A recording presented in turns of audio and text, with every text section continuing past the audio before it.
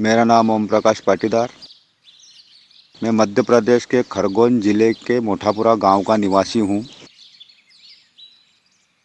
आज से 40 साल पहले मेरे यहाँ कोई भी किसान रासायनिक कीटनाशक और खाद नहीं डालता था।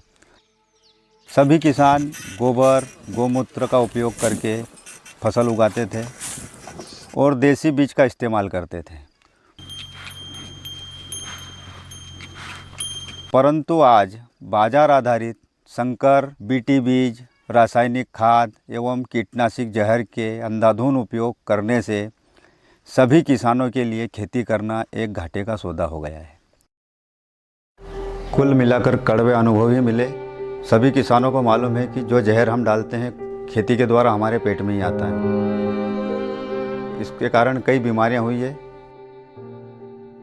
मेरे ससुर जी को भी कैंसर हुआ है, मामा जी के लड़के को भी कैंसर हुआ है। समय से पहले ही दोनों की मृत्यु हुई है। उत्पादन की कमी, बढ़ता खर्च और कई तरह की परेशानियां सामने आई। इस कठिन दौर में भी मैंने अपना धैर्य नहीं खोया और निरंतर खेती के अनेक प्रयोगों से अपनी खेती को और गांव के लोगों की खेती को लाभ का धंधा बनाने का प्रयत्न कर रहा हूं।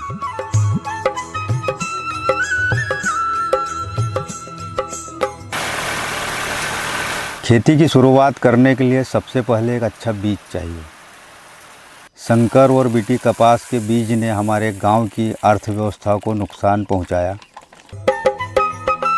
इस समस्या के समाधान के लिए मैंने बीजों को किसानों से और कृषि अनुसंधान केंद्रों से लेकर उनका उत्पादन करना शुरू किया।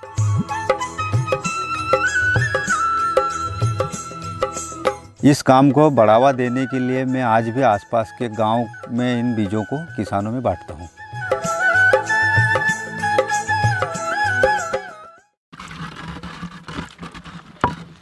हमारे गांव में हर वर्ष लगभग 30 लाख रुपए की रासायनिक खाद की खपत होती थी। इसके लिए हमने सबसे पहले बड़े पैमाने पर गांव के कचरे और गोबर से उन्नत कंपोस्ट खाद बनाने का अभियान चालू किया। उन्नत कंपोस्ट खाद बनाने से आज गांव में 15 लाख रुपए की बचत हो गई है।